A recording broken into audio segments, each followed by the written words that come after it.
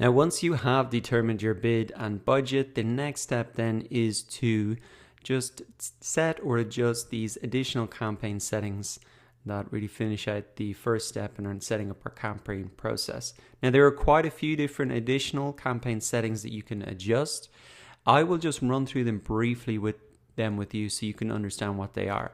Now, the first one here is delivery method, and you can see by default it'll be set to standard, which really means that your budget will be spread over the entire time. So if you've set a daily budget of 20 euros, then it will spend that budget evenly over the course of the day. If you click accelerated, well, then this could really spend all your budget in the first hour of the day. So usually you would just want to leave it as a standard delivery method. Now, moving on then, you can select the start date for your campaign. By default, it'll really be today. You can adjust that if you want to start it next week. And what you can also do is put in an end date if you want as well. So you can maybe set the end date from 7 days from now. So you have a week campaign that you really know an end date of it, and you can assess the results on the basis of that rather than just letting the campaign continue. Now, after that, we have the option to add extensions to our ad, and there's quite a few different ones: site link, call extensions, review extensions, etc. Here's a visual of really what these extensions can add to your advertisement.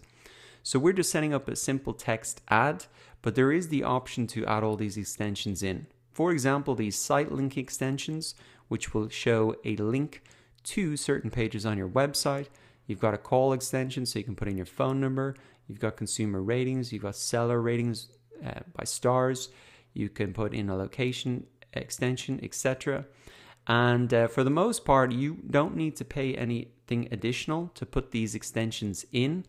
They work on the same basis, cost per click. If they click on one of these pages, then you'll just be paying for that click as you would if they clicked through on the headline, etc.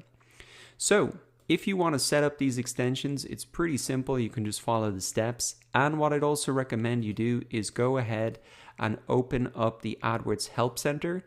For example, if you wanted to put in the site link extensions, so if we could just type in site link, let's see, use site link maybe.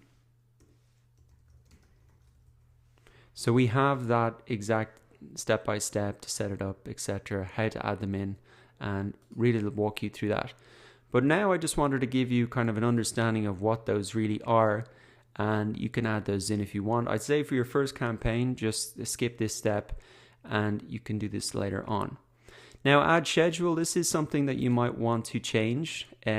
For example, if you have a local business and you're only open at certain times, well, then you don't want to show your ads in the hours outside of when you are open or answering the phone, so you can set up that ad schedule there.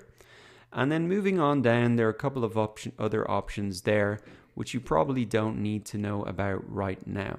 So you can adjust any of those settings as you want, and then just go ahead and click save and continue.